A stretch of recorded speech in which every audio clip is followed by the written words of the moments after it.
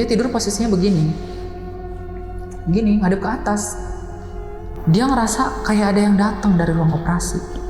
Ada sosok yang terbang menuju ke dia. Pas dia buka mata, itu cewek katanya. Tapi posisinya dia begini, dan itu jaraknya itu hanya 10 cm. Begini dia, tapi mukanya merah. Aduh.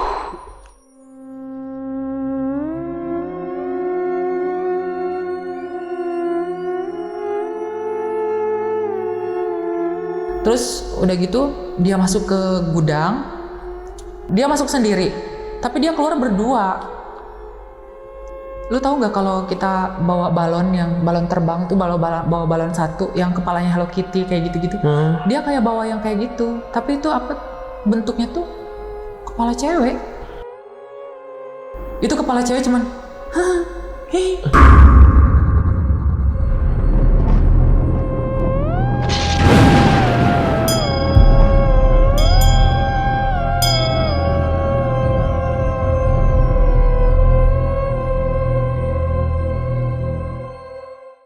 Assalamualaikum warahmatullahi wabarakatuh. Salam sejahtera untuk kita semua. Kembali lagi di Lonceng Misteri bersama gue Gilang. Dan hari ini gue kedatangan seseorang yang bakal nyeritain nih kejadian horor ketika dia bekerja di salah satu rumah sakit di Subang sebagai staf farmasi di sana. Dan dia banyak banget nih ngalamin kejadian-kejadian horor. Tapi sebelumnya kenalan dulu sama orang ya. Di sebelah gue udah ada Immanuel. Oke. Immanuel datang dari Subang, jauh-jauh loh. Iya benar. Gila, dari Subang datang nyampe ke sini. Ini yang dari Jabodetabek, aduh payah banget. Oke, thank you ya udah datang ke sini jauh-jauh buat mau nyeritain ini. Oke, ini kejadian waktu lu jadi staf farmasi. Bisa dijelasin nggak? Mungkin teman-teman di sini penonton sahabat lonceng ada yang belum tahu nih staf farmasi itu tugasnya apa kalau di rumah sakit. Jadi di rumah sakit itu kan gue kerja di bagian farmasi ya, staf farmasi. Jadi job desk gue itu nerima resep dari rawat inap, dari perawat-rawat inap, perawat-rawat jalan, terus perawat ruang operasi, UGD, pokoknya semuanya lah gitu. Terus kita juga harus bisa menghitung resep gitu, kan beda-beda tuh rumusnya. Hitung berat badan kalau bayi, terus kalau dewasa umurnya dihitung, kita harus tahu kayak gitu. Termasuk baca tulisan dokter juga kita harus tahu. Oh, lu bisa nih baca tulisan dokter? Lumayan. Itu ada ilmunya nggak sih baca tulisan dokter? Bisa karena biasa sih sebetulnya. Oh, kalau yang tulisan udah kayak rumput dipotong tuh gimana ya bacanya? Mohon maaf nih, set gitu doang. Itu kayaknya ngerjain sih. Soalnya emang ada yang emang sengaja dia tulisannya bagus gitu tuh, sesuai dengan EYD. Ada yang cuman Nah, itu gimana tuh kalau gitu? Harus, ya wassalam lah. Itu kan kalau salah juga gimana? Ya telepon dokternya. Oh, berarti masalahnya dokternya kalau ditelepon juga suka marah-marah.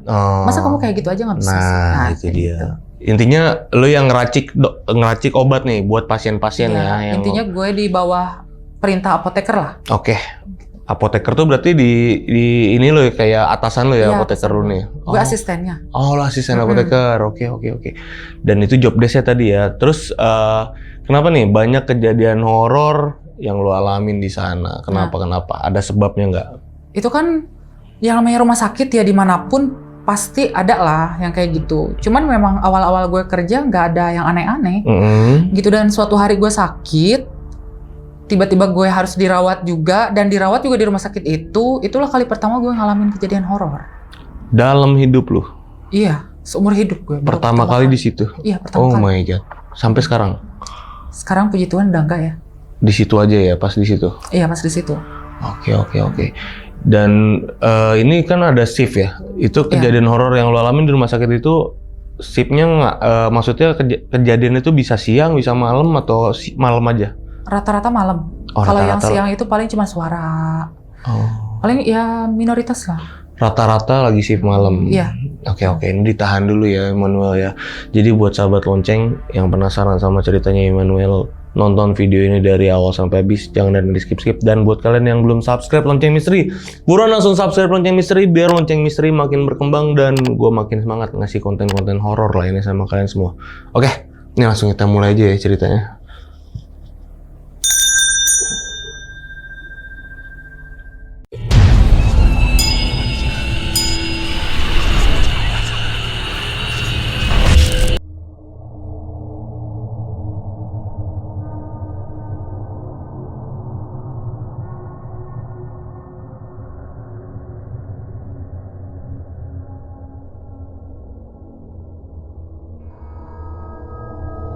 Jadi gue kerja di rumah sakit swasta, salah satu rumah sakit swasta, rumah sakit kecil lah di Kabupaten Subang. Dia rumah sakitnya itu berdirinya tahun 2010 sampai tahun 2017 karena di tahun 2017 itu dia bangkrut. Oke. Dan waktu itu gue masuk di tahun 2011. Jadi rumah sakit itu berdiri tahun 2010, gue masuk di 2011. Gitu. Awalnya gue nggak rencana masuk ke rumah sakit itu karena gue masukin lamaran ke beberapa rumah sakit. Di situ memang lingkungannya banyak rumah sakit kecil sama klinik. Oke. Kebetulan gue dipanggil lebih dulu di rumah sakit itu, jadi ya udah gue ambil aja. Akhirnya gue kerja di situ. Awal-awal nggak ada yang aneh sih. Tapi sebelumnya gue jelasin dulu gue kerja di mana ya. Ya, betul. Gue masuk itu di instalasi farmasi sebagai staf farmasi, di bawahnya apoteker. Oke. Kurang lebih asisten apoteker lah katakanlah ya. Kemudian jam kerjanya itu 12 jam. Jadi pas awal-awal rumah sakit buka itu kan masih sepi pasien tuh. Jadi pasiennya paling cuma bisa dihitung jari lah. Jadi jam kerja juga kita panjang. Jadi yang shift pertama itu dari jam 8 sampai jam 8 lagi. Jam 8 pagi ketemu jam 8 malam. Yang shift keduanya dari jam 8 malam ketemu sama jam 8 pagi. Oke. Gitu. Kemudian gue masuk ya sebulan 2 bulan gak ada masalah apa-apa. Terus kemudian tiba-tiba gue sakit. Gue jatuh sakit selama seminggu gue nggak masukkan kerja. Gue nggak masuk kerja. Kirim surat sakit ke atasan gue. Mungkin mereka nanya, ya ini bener sakit nggak nih anak? Gitu kan. Terus dia nyaranin ke emak gue tuh, Bu, gimana kalau misalkan ini anak dibawa ke rumah sakit kita aja, biar sekalian diperiksa. Takutnya ada sakit atau apa-apa gitu. Yeah. Takutnya sakitnya parah. Ya udahlah. Ya udah mungkin mereka nggak percaya gitu. Jadi kita OTW ke rumah sakit itu, ke UGD. Nah di perjalanan itu, yang seinget gue nggak sadar, pingsan di jalan, pakai mobil kan. Di mobil itu ada 3 orang, sopir, kita sewa sopir, ada emak gue sama gue, gitu. Jadi kita masuk ke UGD, nyampe di UGD itu sekitar pukul 5 lebihan lah, udah mau maghrib. Oh itu lu udah drop ya di mobil ya? Udah drop ya, udah pingsan. Udah mau turun dari mobil sebetulnya. Jadi pas turun dari mobil, kan dibawain tuh apa? Kursi roda. Iya. Jadi sebelum didudukin ke kursi roda tuh udah keburu drop. Waduh. Akhirnya gue nggak tahu gimana ya. Gue udah ada di UGD waktu itu. Setahu gue waktu itu cuman ada beberapa pasien, ada perawat, terus sama ada dokter dan ada security. Gue lagi rebahan kan, gitu. Terus samping gue ada security dong. Security yang katanya ngebopong gue, gitu. Sedangkan emak gue ada di bagian pendaftaran. Oke. Lagi ngurus-ngurus administrasi. Terus gue begitu buka mata gue kan minus bang, gitu. Mata gue minus, gue nggak pakai kacamata dong waktu itu. Nah gue lihat samar-samar, oh bapak security nih dari seragamnya, mukanya nggak kelihatan. Tapi di belakangnya tuh ada something yang kayaknya itu bukan orang deh, gitu. Jadi sosoknya itu nggak langsung plek-ketiplek muncul, gitu. Jadi sosoknya itu perlahan-perlahan dari mulai, lu gimana sih kalau mata lu kesorot lampu, terus lu lihat bagian yang gelap atau ruangan yang gelap kan pasti berkunang-kunang tuh. Oh iya benar-benar. Nah, dia awalnya dari situ, tapi warnanya hijau. Muncul sedikit-sedikit, perlahan-perlahan, jadi kayak orang gitu, berbentuk cewek, tapi itu tingginya 1 plafon. Nah, barulah di situ gue ngelihat, oh ini cewek, ini siapa nih, gitu kan. Karena kan waktu itu gue kondisinya lagi drop kan, lagi sakit, boro-boro mau mikir itu apaan ya, gitu kan. Terus akhirnya semakin lama semakin jelas, itu sosok itu setengah telanjang, perempuan. Warnanya hijau lumut, warna kulitnya. Iya, cuman dia itu nembus, jadi nggak solid kayak orang. Oke, setengah telanjang ini gimana yang dimaksudnya? Jadi bagian atasnya setengah telanjang. Oh, di atasnya nggak ada pakaiannya? Iya, karena kan dia tinggi banget kan. Jadi gue bisa lihat bagian atas sama bagian bawahnya. Gitu, cuman bagian bawahnya tuh kayak kain gitu, tapi kain yang compang-camping.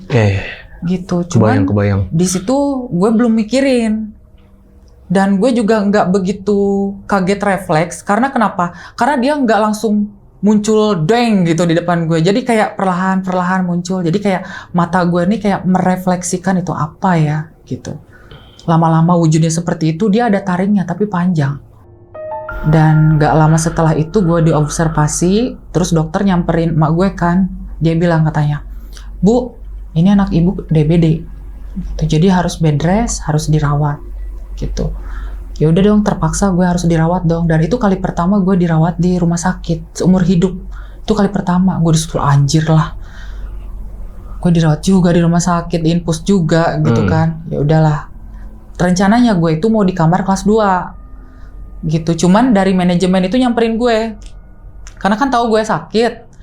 Dia bilang katanya, "Kamu di ruangan kelas 1 aja ya." Gitu, biar nanti kamu dapat kasurnya, biar kamu sendirian di situ, ada televisi, ada AC gitu, biar kamu nyaman. Dia bilang kayak gitu.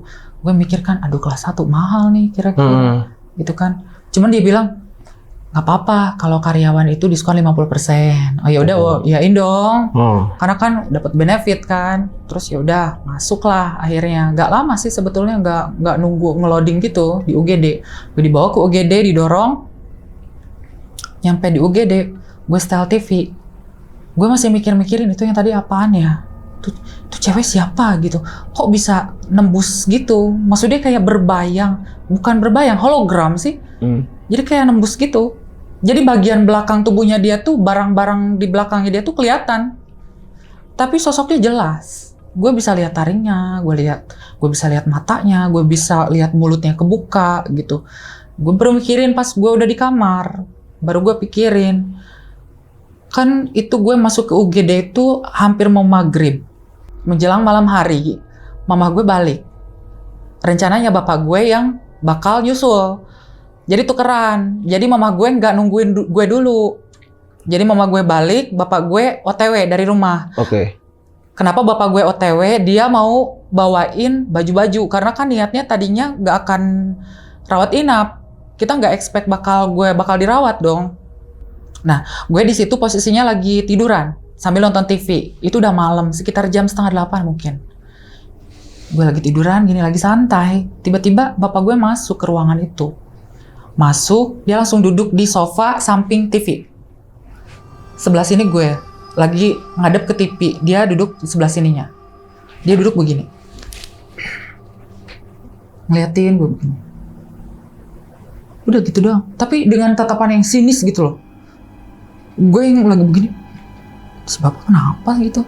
Tapi kan FYI ya, bapak gue tuh emang kayak gitu orangnya. Gak banyak ngomong, gak banyak ngelucu gitu.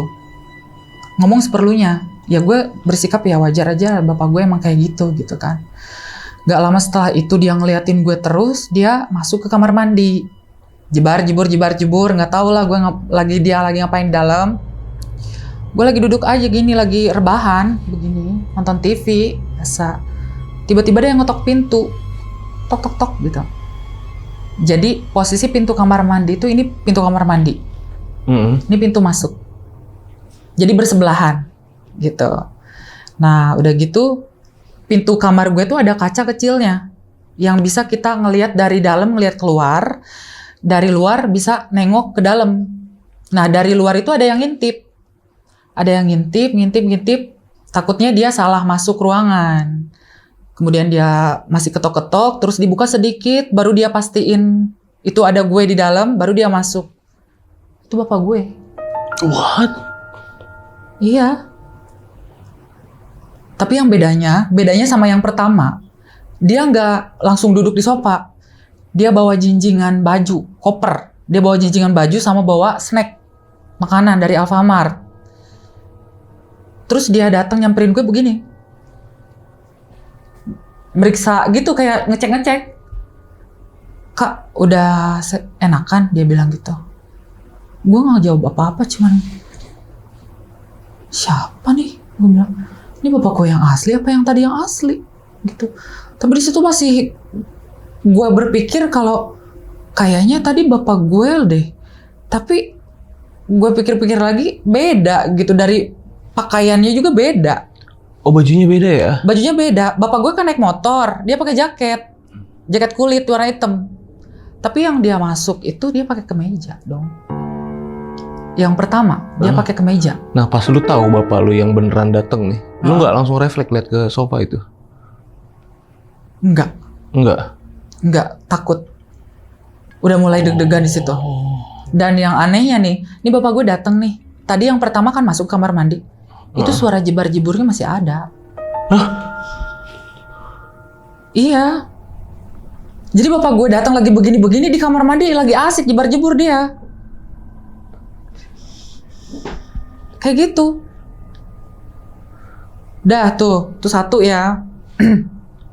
Singkat ceritanya, gue udah dapet 3 hari 2 malam di rumah sakit itu. Dan kondisi gue semakin menurun. Waduh. Trombositnya makin turun.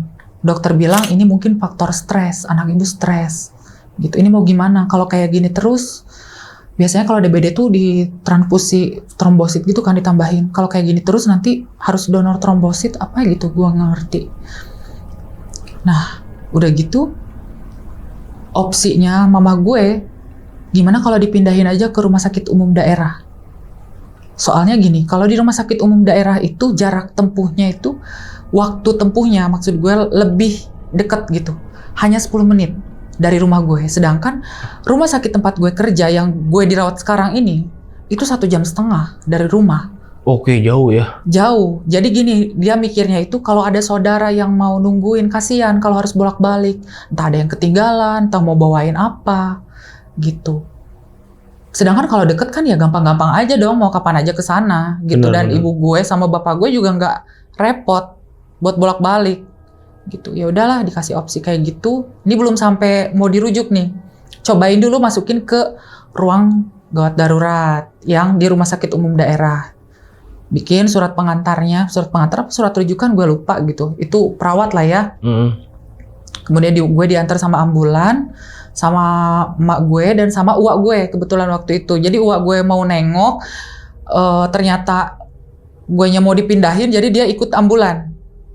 Dia ikut ambulan, terus kita OTW ke rumah sakit umum daerah. Nyampe di sana tuh lagi-lagi maghrib lagi, gitu. Karena kan kita nunggu dulu visit dokter yang di tempat gue sebelumnya, gitu. Jadi sebelum diberangkatkan di visit dokter dulu, gitu wajib, gitu.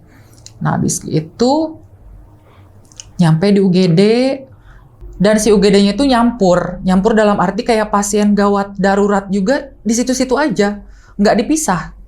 Oke. Gitu, jadi cuman dipisahin sama tirai gitu. Jadi antara kasur satu, antara bed satu dengan bed yang lain itu cuma dibatasin sama tirai. Jadi kalau misalkan ada pasien gawat itu pasti tirainya tutup kan, biar orang-orang yang di luar nggak pada lihat. Gitu. Gue ditempatin paling ujung dekat pintu.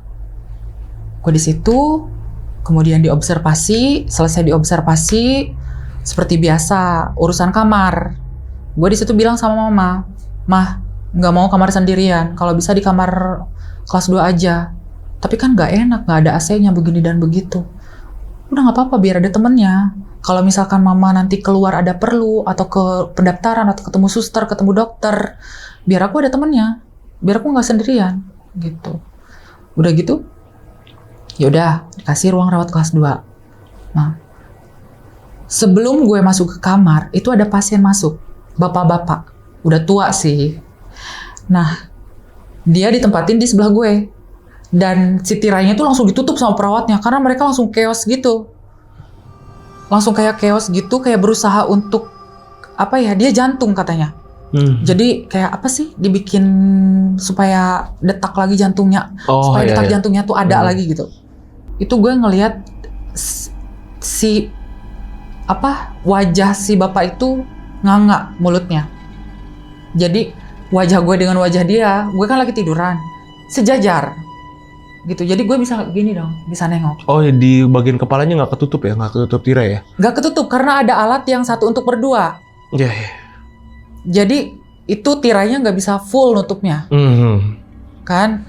Jadi gue ngintip begini, gue penasaran kan kenapa ya, gitu. Nah udah gitu nggak lama, dia kan mulutnya nganga tuh, udah ngorok. Pasti udah ngorok. Tiba-tiba lo tau nggak kalau misal ciki yang ada asapnya? Lo makan ciki keluar asap, tahu kan? Apa tuh namanya? kayak gitulah ya. Ngempos gitu, ngempos. Iya, tiba-tiba ada keluar asap terus dia bush gitu. Nggak lama abis itu dia tit, udah pada nangis, mati dia. Iya, itu gue lagi begini, kepala gue nggak bisa begini, ngelihat yang kayak gitu. Itu gue baru di situ benar-benar nge-freeze. Nge-freeze-nya kenapa? Gue ngeliat orang mati. Itu kayak asap keluar dari mulutnya. Itu kayak cepet bush, kayak ban kempes. Kayak gitu ya udah mati di situ. Terus depan gue ada uak gue. Dia mungkin nyadar ya. Terus kata uak gue ditepuk, gak usah liatin. Kepala gue diginiin sama dia. Dibalikin. Nah, singkat cerita gue udah dapet kamar kelas 2. Itu masih di hari yang sama. Di hari yang sama gue masuk ke kamar, gue bareng satu ruangan itu sama orang Jawa. Orang Jawa terus ada keluarganya juga. Gue masih berdua sama emak gue karena bapak gue lagi pulang ke rumah. Gitu kan. Nah udah gitu, malam harinya gue mendadak gak bisa tidur. Padahal gue tuh orangnya kebo banget gitu. Asal nemu bantal di mana aja pasti tidur. Pelor. Iya. Gitu. Gak tahu kenapa, walaupun lagi sakit, lagi apa, gak peduli. Kalau tidur aja gitu. Malam itu nggak tahu kenapa nggak bisa tidur. Nah udah gitu gue penasaran kan. Jadi gini, gue gambarin denahnya. Ini ruangan gue gedung, kayak gedung satu lantai. Ini ada tembok pemisah, bukan tembok pemisah. Jadi kayak tehel gitu, buat orang jalan. Samping gedung gue itu gedung perinatologi. Oke. Perinatologi itu gedung buat bayi. Gitu, gedung anak-anak gitu. Karena kenapa gue tahu itu gedung perinatologi? Karena tiap pagi mereka nangis, kedengeran. Malam harinya gue nggak bisa tidur, terus gue iseng, gerah nih nggak ada AC gitu kan. Gue buka tuh jendelanya tuh yang model dibuka ke atas gitu. Oke. Nah, gue buka sedikit, gorden gue buka, itu gue lihat di depan ruangan gedung itu cewek-cewek semua pada ngumpul, tinggi-tinggi, rambutnya panjang, baju putih. Sekitar 5, 6, 7 orang. Bukan 7 orang lah, 7 sosok maksudnya. Lagi ngumpul gimana nih maksudnya? Lagi ngumpul, ada yang di atas ruangan perinatologi itu, ada yang di gentengnya, ada yang dia ngelongok ke dalam, ada yang ngintip lewat jendela. Padahal itu jendela ditutupin. Itu kuntilanak. Ada 6-7 gitu. Jadi posisinya ada yang di atas, ada yang di samping ruangan itu, ada yang ngadep ke gue, ada yang ngintip ke dalam ruangan bayi itu. Kayak gitu. Nah, itu juga sama munculnya. Nggak langsung plok ketiplok langsung jadi gitu. Jadi sosok 1, 2, 3. Nggak, jadi kayak pelan-pelan tuh mereka tuh munculnya. Jadi nggak langsung jelek, enggak. Jadi plak-ketiplak, satu-satu jadi kayak gitu. Halus gitu gerakannya. Refleks gue tutup itu pintu jendela. Ini samping gue kan orang Jawa. Emaknya lagi kipas-kipas pakai kipas bambu begini. Kan udah bilangin, nggak usah dibuka. Dia bilang gitu. Sebelumnya dia tuh udah nganti-nganti, jangan dibuka. Gue bilang, panas bu, gitu. Pas gue buka, gue lihat yang kayak gitu, dia cuman begini, kan udah bilang jangan dibuka deh, gitu. Itu kuntilanak. Nah, gue penasaran kan, itu kan gue lihat mereka ada di sana, di seberang tuh, jaraknya ya kurang lebih 5 meter lah. Dari satu gedung itu sama gedung yang satunya itu ya, kurang lebih 5 meter. Udah gitu, gue penasaran lagi tuh bener apa bukan ya yang gue lihat itu. Tuh apa? Mungkin halu kali, gue lagi sakit nih, gitu kan. Iseng gue buka lagi tuh, gue bukain lagi tuh jendela pelan-pelan. Itu mereka yang tadinya ada di sana, di seberang gue, pindah semua ke jendela gue. Pindah semua. Tapi sama juga, nggak langsung gue bisa ngelihat wujudnya, pelan-pelan gitu loh bang. Itu kan bentukannya mereka tuh halus ya. Nerawang, kayak hologram gitu loh. Jadi bukan solid kayak kita. Kalau solid kayak kita pasti kaget kan. Jadi mata gue nih seolah-olah kayak merefleksikan wujud asap. Tiba-tiba gue ngelihat muka, rambut, baju, baru kelihatan itu cewek. Gue tutup lagi. Terus ibu-ibu yang situ dibuka lagi. Udah tahu itu setan. Dia bilang gitu. Ibu-ibu yang lagi nunggu pasien. Sambil kipas-kipas santai aja. Kayaknya dia udah tahu, dia emang udah lama di situ. Gue pasien baru. Singkat cerita, itu kejadian kedua ya. Di rumah sakit yang pertama tadi, terus di rumah sakit yang kedua. Selanjutnya, gue kurang lebih dirawat di rumah sakit itu seminggu lebih lah. Lama lu ya? Lumayan, soalnya kayak stres gitu loh. Nggak tahu kalau orang DBD itu kayak mau mati rasanya. Jadi tiap kambuhnya itu jam 9, jam 10, kerasanya sakit. Tapi kalau malam biasa aja gitu. Nah udah gitu singkat cerita, gue balik lagi kerja dong. Gue balik lagi kerja, udah di tempat kerja biasa-biasa aja, nggak ada apa-apa lagi. Jadi ini selang waktunya tuh lumayan panjang sama kejadian yang ini nih. Tahun 2013, gue lagi dinas malam di ruangan sendirian. Kalau farmasi itu dinas malamnya sendirian. Dan waktu itu pasien udah mulai rame. Oh sorry, ini udah skip berapa tahun? Udah skip 2 tahun berarti dari ya? 2011 ke 2013. Udah pindah tahun ya? Kalau sebenarnya masih ada gangguan, cuman minor. Oke. Jadi suara orang nangis, suara orang ketawa, udah gitu doang. Wajar lah di rumah sakit. Jadi cuman ya udah apaan sih gitu. Cuman kayak gitu doang, ya udah gua gubris lah kalau yang kayak gitu-gitu.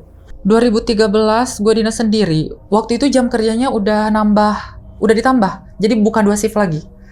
Jadi 3 shift. Karena pasien udah makin meningkat nih. Pasien udah makin meningkat, rumah sakit udah mulai rame. Nah, udah gitu gue ke bagian dinas malam, tapi tetap aja yang dinas malam itu selalu sendiri. Biasanya dinas pagi harus berdua. Dari jam 8 sampai jam 2. Dinas kedua yang siang dari jam 2 sampai jam 8 malam, 3 orang. Dari shift yang ketiga harus 1 orang. Karena sepi kan.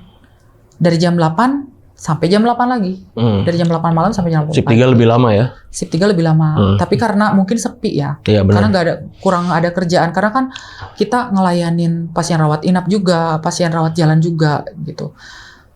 Nah, gue kebetulan waktu itu malam Jumat. Tiba-tiba dateng nih mobil polisi yang kayak ada baknya itu loh belakangnya. Mobil polisi tapi ada baknya. Oke, ya, tahu gua. Tiba-tiba datang ke depan pintu UGD, rame banget itu tiba-tiba. Ada motor segala macam datang gitu. Apaan tuh? Gue kan kepo orangnya. Terus gue ke depan ke ruang kayak semacam meja resepsionis gitu. Itu meja buat gue ngasih obat ke pasien. Meja resepsionis gitu, gue turun. Jadi ada dari ruangan gue itu ada tangga, 3 anak tangga. Gue turun dari ruangan itu, gue nengok di depan. Apaan tuh, penasaran. Ternyata ada pasien kecelakaan. Remaja, cowok. Tapi gue belum tahu nih, cowok apa cewek waktu itu. Karena gue cuma bisa lihat kakinya. Karena gini, posisi ruangan gue ini, ruangan farmasi, itu bersebelahan sama ruang tunggu UGD. Oke. Cuma dikasih pemisah aja, kaca gede banget gitu. Jadi ketika gue duduk di meja resepsionis itu, gue nengok, gue bisa lihat orang-orang pada nunggu. Dan gue bisa lihat pintu UGD. Pintu UGD itu bentuknya kaca gitu. Pintu kaca. Nah, terus dia dibawa masuk, gue cuma lihat kakinya doang. Gak lama kemudian, gue ngedengar suara nangis keluarganya. Ternyata pasiennya lewat, karena diduga ada cedera di kepalanya. Gitu. Dan motornya pun sampai ringsek. Jam berapa ini? Itu malam sekitar jam 9 mau jam 10 lah. Oke. Udah mulai mau sepi-sepi nih. Yeah. Tiba-tiba rame kan. Nah udah gitu, gue lihat itu katanya bibinya sama pamannya. Orang tuanya katanya belum datang. Gue lihat bibinya lagi teleponan sambil nangis. Pokoknya udah gemeter gitu. Di situ, gue tiba-tiba keluar dari meja itu. Gue datang ke dia, jalan. Gue datang ke dia, kayak ada yang ngegerakin. Terus gue bilang gini, dalam bahasa Sunda sih waktu itu. Cuman gue translate ke Indonesia aja biar gampang ya. Bi, maaf ya. Tolong sampaikan maaf saya ke bapak sama mama. Saya mau pergi. Gitu. Saya udah gak punya waktu lagi, udah mau pergi nih. Gitu. Gue bilang kayak gitu. Waduh. Dan posisinya gue kayak orang nangis gimana sih? Tapi gue sadar ngomong kayak gitu. Tapi kayak ada yang ngegerakin gitu. Tapi kayak ada yang ngegerakin. Iya. Gue sadar ngomong kayak gitu. Sampai satpam, ada security. Namanya sebutlah Pak Koko. Kenapa sih? Katanya, ngomong ngelantur gak jelas gitu. Terus gue juga gak tahu Pak, kenapa gue bilang kayak gini. Katanya, Bu, emangnya ini anak kenapa? Dia nanya itu ke bibinya anak yang di dalam itu yang meninggal. Iya katanya, sebenarnya ini anak ini udah beberapa hari ini berantem sama bapaknya.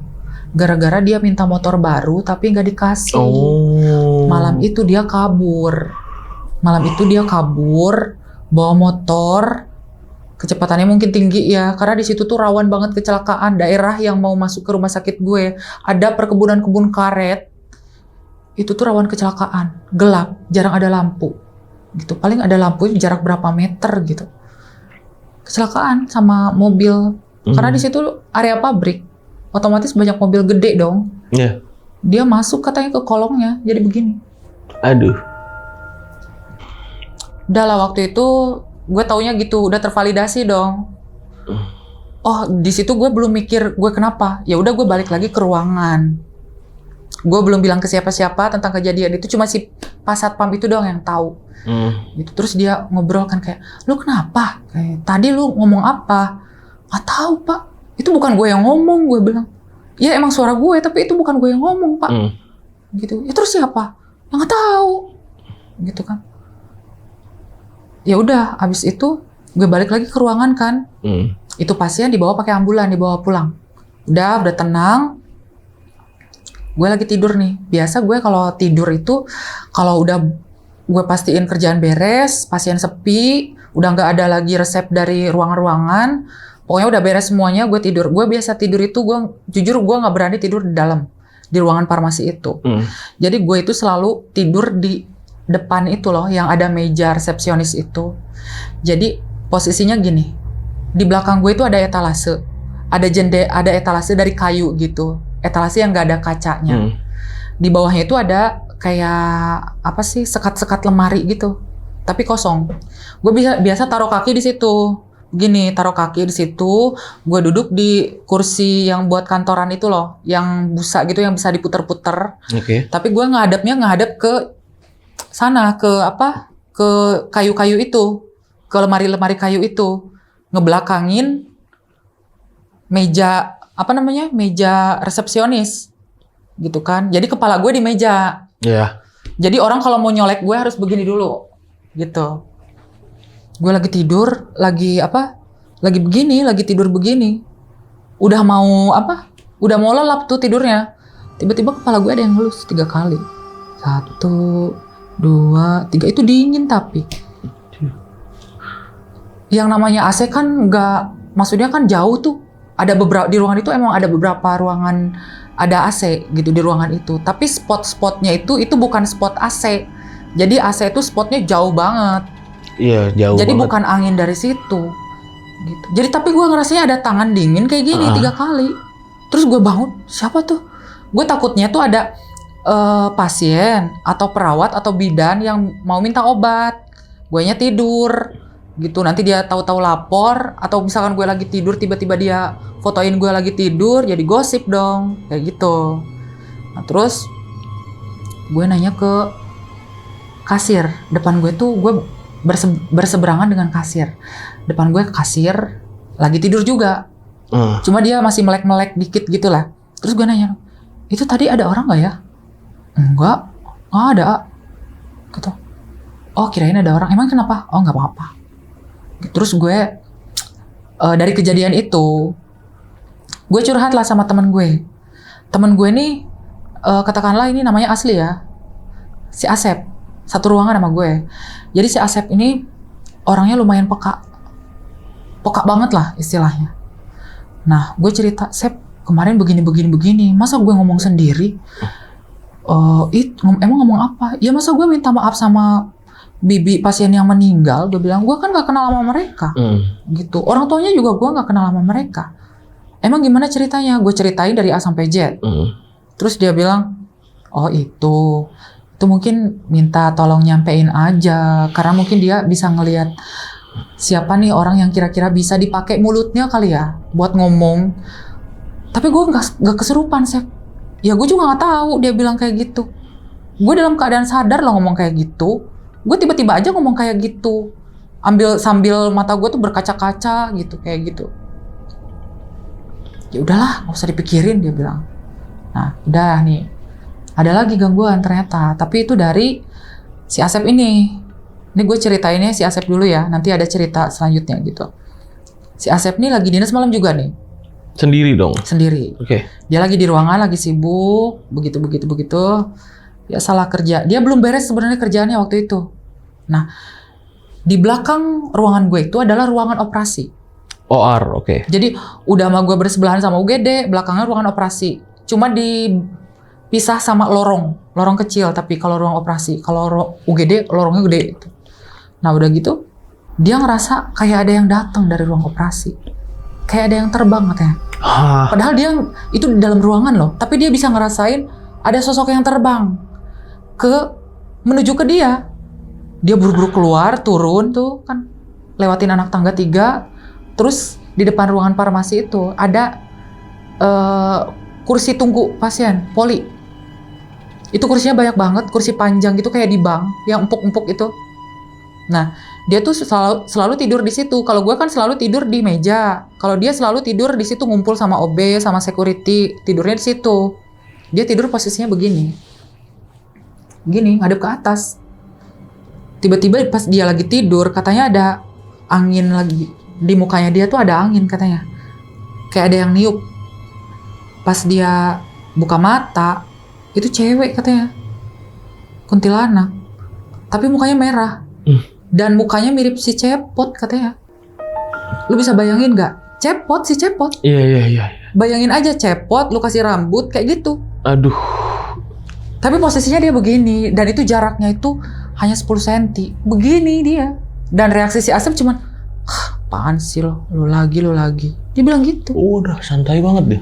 Dia udah santai cuma, apaan sih lo? Sana. Mual gue lihat lu. Gitu. Dia kalau lihat kayak gitu kan mual kan. Jadi kayak energinya tuh gimana ya? Meskipun dia kayak gitu ya, cuman kayak ngerasa mual aja katanya. Udah tuh, serem banget sih. Gue mau udah biasa, kata dia gitu. Itu satu. Terus kemudian ini loncat lagi nih ke tahun 2016 akhir. Pas rumah sakit mau bangkrut. Jadi rumah sakit itu perluasan. Dibangun gedung baru 3 lantai. Berarti lu lama juga di situ ya? Lumayan. Sampai bangkrut tuh berarti ya? Sampai bangkrut gue masih di situ. Sampai demo gue ikutan. Waduh. Ada kok, bisa kalau dulu ada di iNews beritanya. Ada kok. Banyak tuh lagi pada demo. Nah, gedung baru nih. Bangun gedung baru. Udah jadi nih gedung baru dong. Gedung baru itu direncanakan itu gedung untuk pasien VIP, untuk terus pasien kelas 1 itu di situ semua. Sama ruangan UGD. Jadi di depan gedung itu, jadi gini gue gambarin. Ini gedung yang lama. Nah, di sini ada gedung yang baru. Gitu. Gedung yang baru 3 lantai. Gedung yang lama masih 1 lantai. Kalau ada gedung baru itu kan berarti kan pindah ya. Si UGD kan udah siap di tempat ini, UGD. Awalnya kan UGD samping ruangan gue. Si UGD ini pindah ke gedung baru. Oke. Gitu. Masuk tuh UGD gedung baru, cuman ruang rawat inap kelas 1 sama VIP belum ditempatin. Gitu. Nah, farmasi karena si atapnya jebol, jadi kita harus pindah juga. Ikut dong ke gedung baru. Enggak juga sih, malah kita ke UGD lama.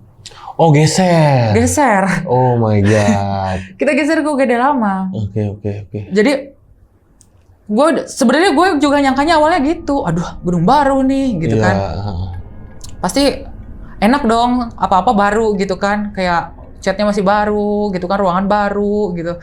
Ternyata pas kata apotekernya, guys kita pindah ke ruangan baru ya. Udah pada gitu kan. Di mana Bu? Gedung baru kan? UGD lama. Hah? UGD Bu? Gitu. Iya itu kita tempatin soalnya gede ruangannya, katanya gitu. Iya, gede sih. Kita kan gede. butuh banyak stok obat, terus di sana juga kita bisa bikin skat buat gudang katanya. Gitu. Jadi ruangan UGD itu ada 2 ruangan. Gitu. Sebenarnya itu nggak tahu gue ruangan mungkin gudang UGD dulunya. Itu bisa dijadiin gudang obat kita, dia bilang gitu. Anjir lah, gue bilang gitu. UGD cuy. Itu kan UGD tempat orang-orang hidup dan mati semua ya situ. Gitu, ya udahlah mau gimana lagi gitu kan, mana tempatnya makin luas gitu kan kalau tempat yang makin luas gitu kan makin jiper kan. Yang ada Nah udah gitu, udah singkat cerita kita pindahan lah. Pindahan ke ruang UGD itu. Nah, ada di satu malam, gue nerima resep. Isinya infusan buat anak, gitu. Dan gue nggak bisa menemukan infusan itu di mana, karena di tempatnya kosong. Gue harus konfirmasi dong ke atasan, ke apoteker. Bu, ini infusan ini kosong. Terus dia bilang, ada kok, baru datang di gudang, kayaknya belum dikeluarin. Coba kamu keluarin aja. Nggak mau bu, Saya bilang, serem banget masuk ke gudang. Gue bilang gitu. Ya udah, gue yang ke situ. Dia bilang kayak gitu. Karena dia tinggal di mes karyawan. Jadi ada mes karyawan, jaraknya itu kurang lebih 300 meter dari rumah sakit. Ya? Jadi dia OTW itu malam-malam, jam 9:30, gue masih ingat. Coba bu ambilin dong, ini gue lagi masih sibuk maksudnya gitu. Lagi ngehandle permintaan obat-obat kayak gitu-gitu. Lagi ngehandle ruangan lah. Abis visit kan mereka, biasanya suka ngasih resep banyak banget. Terus udah gitu, dia masuk ke gudang, tiba-tiba itu dia keluar, dia masuk sendiri, tapi dia keluar berdua. Tapi berdua kan bukan berdua, jadi berduanya itu, lu tahu nggak kalau kita bawa balon terbang itu bawa balon satu yang kepalanya Hello Kitty kayak gitu-gitu. Dia kayak bawa yang kayak gitu, tapi itu apa bentuknya tuh kepala cewek. Jadi kepala cewek kayak dia lagi ngebawa balon, tapi itu bentuknya kepala cewek. Itu kepala cewek cuman, gitu. Tapi ngeliatinnya ke gue. Gue lagi duduk di meja begini gitu. Bu, itu apa? Gue bilang gitu. Gue nge-freeze. Itu kepala makin deket, makin deket. Gue nggak inget apa-apa lagi habis itu. Tapi cuman nggak sampai semenit. Jadi cuma lewat doang. Lu pernah dengar nggak kesurupan tapi cuma lewat doang? Jadi kan kalau yang lain kesurupannya lama, bisa sampai 5 menit, bisa sampai 10 menit, 15 menit, bahkan bisa sampai nggak bisa dikeluarin gitu, susah. Gue cuman nggak sampai 1 menit, cuman ketawa doang, ngelengking. Itu apoteker gue langsung lompat keluar. Dia langsung lompat keluar, terus ada kasir di depannya tuh kan. Kenapa bu, kenapa? Itu katanya itu kesurupan, kayak gitu dia bilang. Tapi pas sebelum dia beginiin, udah langsung, kenapa sih? Ada apa sih? Tadi gue kenapa? Gue langsung kayak gitu. Kan itu aneh, maksudnya. Terus ditanya lagi, nah sama si satpam itu lagi gue jaga. Sama si satpam si Koko itu lagi. Lu lihat apa? Coba diinget-inget lagi, dia bilang. Gue tadi lihat kepala cewek pak, tapi kayak balon. Gue lihat balon yang dibawa sama atasan gue. Ya itulah paling pengalaman-pengalaman gue ya selama gue kerja di rumah sakit. Jadi yang gue bingung nih, ini sebenarnya rumah sakit nggak horor-horor amat gitu. Jadi setan-setan yang ada di situ tuh kayak pilih-pilih orang buat digangguin tuh. Sampai akhirnya ya banyak sih sebetulnya gangguan-gangguan, cuman lebih ke minor. Jadi kayak suara-suara tetap masih ada. Yang namanya tempat itu di setiap tempat yang namanya rumah sakit, apalagi ini rumah sakit ya, pasti ada lah yang kayak gitu-gitu. Cuman yang energi intensitasnya tuh nggak terlalu sih sebetulnya. Jadi cuman dia tuh menyerang orang-orang yang dia pengen aja kayaknya. Iya. Gitu. Terus sampai akhir lu selesai kerja di situ, udah nih nggak ada lagi kejadian horor ya di situ ya? Dari yang minor-minor. Minor-minor ya? Minor-minor masih. Paling kayak ngumpet-ngumpetin barang. Oke. Terus suara orang tiba-tiba wastafel nyala lah. Kayak gitu-gitu kan. Tapi ujungnya nggak ada gitu. Kayak gitu-gitu sebetulnya kayak yang minor-minor lah. Udah itu kenapa bisa bangkrut ya rumah sakitnya? Padahal udah 7 tahun ya? Iya, sebenarnya itu rumah sakit lumayan canggih sih. Rumah sakit lumayan canggih. Cuman sayangnya manajemennya jelek. Iya, pasti. Jadi banyak KKN-nya. Gitu. Jadi ya gitulah. Dan kalaupun ada yang menyadari nih gue ceritain rumah sakit, oh pasti ini rumah sakit ini nih. Ya gue nggak masalah sebetulnya karena bahkan sampai sekarang pun pesangon gue belum dibayar dong. Woi, bayar lah itu hak orang bayar, itu. Pak. Dari 2017. Waduh, gitu. Parah. Sampai sekarang bayangin aja. Spill apa nih? Rumah sakitnya rumah sakit apa? Wah, kacau. Ada kok di berita ada. Ada di berita ya? Di iNews ada. Oh iya, dan sempet loh itu dijadiin apa sih objek kayak konten-konten kreator gitu. Dia horror. Kayak ya penelusuran gitu di situ. Karena rumah sakitnya kosong sekarang. Enggak, sekarang dia ganti kepemilikan. Jadi ganti manajemen, pokoknya semuanya dirubah. Iya, namanya dirubah gitu Bukan Termasuk yang lama kayak- lagi kan maksudnya? Bukan yang Kepemilikannya lama lagi. bukan yang lama kan? Bukan yang lama. Terus itu konten kreator ngapain ke situ? Kan sempet kosong nih. Oh, sempet kosong. Jadi dari 2017 dia PHK kosong. Jadi rumah sakit yang baru ini dia dibangunnya pas tahun 2020-an. Ya sekitar 2021-2022 lah. Gue nggak terlalu mengikuti juga. Nah, dari rentan waktu itu sempet kosong kan. Tapi kosongnya itu tetap dijaga sebetulnya sama satpam. Jadi yang gue heran itu kenapa kok bisa dijadiin kayak gitu? Perasaan gue tuh kayaknya nggak terlalu horor amat sih. Setan-setan di situ tuh cuman jahilnya nggak sama semua yang ada di situ gitu. Jadi cuman dia pilih kayak berapa yang kira-kira bisa dijailin aja. Bingung kali kreator mau penelusuran di mana lagi? Udah tuh ada rumah sakit kosong. Ya kayak berlebihan aja sih. Udah gitu kan sapam butuh tambahan rokok kali. Bisa jadi. Bos. Ya elah. Oke, ini terakhir mungkin ya yang mau gue bahas nih dari cerita lo semua. Tapi yang gue lihat lu nih sensitif nih. Berarti ya, maksudnya lu kayak tadi di beberapa kejadian kayak lu tiba-tiba ngomong, nyampein sesuatu yang lu nggak tahu maksudnya apa nih. Yang lu ngeliat orang meninggal tadi kan, terus lu lagi sakit tiba-tiba ngeliat sosok cewek tuh ya kan, kayak gitu-gitu. Maksudnya kayak gitu tuh lu udah sering ngalamin kayak gitu apa lu baru pertama kali pas kerja di rumah sakit ini aja? Sebelumnya belum pernah. Sebelumnya belum pernah? Belum pernah sama sekali. Pas di rumah sakit ini? Pas gue sakit itu, DBD yang pas pertama kali gue masuk rumah sakit. Itu pertama kali lu ngalamin horor? Iya. Karena gini, setelah gue cari tahu, kakek gue itu ternyata dulunya tukang ngobatin gitu loh. Yang suka ngobatin gitu, yang kalau ada orang kesurupan atau pembersihan rumah orang didoain gitu, terus ada yang disantet kayak gitu-gitu, itu kakek gue kerjaannya kayak gitu. Oh. Dan kalau kayak gitu kan nurun. Dan Rata-rata keluarga nurun. gue itu ada 3 orang. Salah satunya gue. Yang satu itu anaknya uak gue, teteh lah ya kalau orang Sunda tuh bilangnya teteh gue. Terus gue sama keponakan gue, berarti kan cicitnya kakek gue ya? Apa buyutnya sih? Iya, berarti Buyutnya ya, buyutnya dong. buyutnya iya. Ya, buyutnya kakek gue, cowok tapi. Kalau teteh gue itu dia bisa meraga sukma, Oke. astral projection.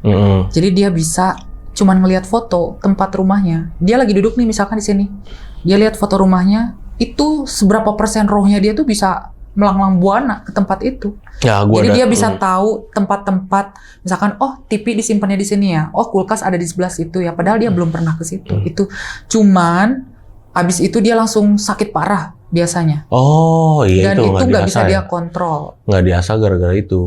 Iya, itu nggak bisa dikontrol soalnya. Bisa aja dia lagi tidur tiba-tiba kayak gitu. Gitu. Kalau gue cuman paling sekelebat, tapi nggak bisa berkomunikasi, nggak bisa ngomong. Oke. Terus kalau keponakan gue itu yang laki, dia bisa ngobrol sama yang begitu. Karena dia pernah kerja di bar di Kalimantan, dia kerja. Dia banyak didatangi sama roh-roh jin korin mungkin ya, kalau dalam Islam orang nyebutnya. Orang yang minta disempurnakan. Ada yang nggak ada kepalanya, gitu. Ada yang wujudnya hancur. Pokoknya wujud semasa dia matinya ya, kondisi matinya kayak gimana, itu selalu datang ke dia, minta didoain. Gitu. Tapi dari kita bertiga, tiga-tiganya nggak ada yang mau mempelajari, mendalami, buat apa juga, takut. Oke. Ya kalau ada yang mau dipelajarin juga kayaknya agak susah juga tuh. Gue cuma takut gila aja. Nggak instan juga tuh. Iya, takut gila ya. Banyak tuh orang yang gila yang ilmu ya. Iya bener. Sakti kagak gila iya lu. Iya benar. semedi terus goblok. Udah yang realistis aja. Iyalah, realistis aja. Sekarang sibuk apa nih? Berarti sekarang konten masih? Konten masih. Terus sama apa ya? Mungkin sekarang kan karena gue freelance, jadi gue mungkin lebih sibuk di gereja sih, pelayanan. Oke. Sambil konten-konten ya. Bakal ada konten apa nih yang seru nih di konten lu nih? Aduh, apa ya? Storytelling lah. Enggak, nextnya nih ada ngebahas apa nih? Nextnya yang bahas-bahas setan-setan lah, apa kek gitu ya. Biasanya tergantung situasi sih. Situasi misalkan yang viral nih sekarang apa. Kemarin kan kayak LA yang viral, gue bahas tuh LA gitu ya. Gimana-gimana. Nah, berarti emang kontennya storytelling kayak bahas-bahas kasus ya segala macam ya. Kriminal-kriminal gitu. Karena gue suka banget sama kasus-kasus kriminal. Itu nama channel lo apa? Glory Mystery. Glory Mystery. Itu nanti linknya ada di deskripsi. Sahabat Lonceng bisa langsung mampir ke situ dan bantu subscribe ya sahabat Lonceng ya. Dan nonton juga konten-kontennya, ada pasti banyak seru-seru juga konten-konten di situ ya di Glory Mystery. Channel baru kan itu ya? Maksudnya lu baru bikin ya? Baru 4 bulan. Oh, baru 4 bulan sahabat Lonceng. Dan kadang sahabat Lonceng ini banyak juga yang memang kekurangan ya asupan horornya kan atau enggak butuh channel baru, butuh channel yang masih fresh-fresh ya kan. Biar otak makin fresh. Oke. Nanti linknya ada di deskripsi, bisa langsung diklik aja. Dan mau ngucapin banyak terima kasih nih, thank you banget ya Immanuel ya udah nyeritain ini sama sahabat Lonceng, terutama sama gue, thank you banget. Dan buat sahabat Lonceng juga nih yang udah nonton video ini dari awal sampai habis, gimana pendapat kalian? Terus di kolom komentar kalau kalian suka sama video ini, jangan lupa kalian like videonya. Dan buat yang mau cerita datang langsung ke sini, itu caranya gampang banget. Kalian bisa langsung klik link di deskripsi di bawah video ini ya. Atau yang sering main Instagram itu bisa ke Instagram kita di @loncengmisteri. Di follow dulu Instagramnya, lalu klik link yang di bio-nya. Oke, akhir kata gue Gilang izin pamit, Immanuel izin pamit. Wassalamualaikum warahmatullahi wabarakatuh.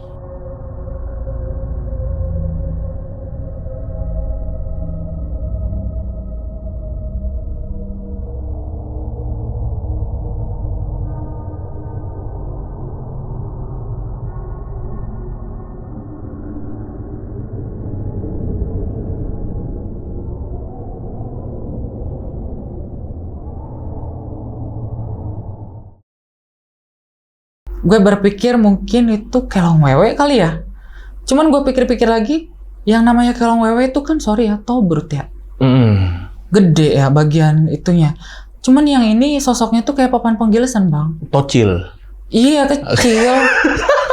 Rata. Bener-bener rata. Ya emang itu tidak solid itu. Tidak sesolid itu. Tapi gue bisa ngebedain mana yang gede, mana yang kecil. Masa sih kunti kali ya? Tapi kunti kok kayak gitu? Gue bilang.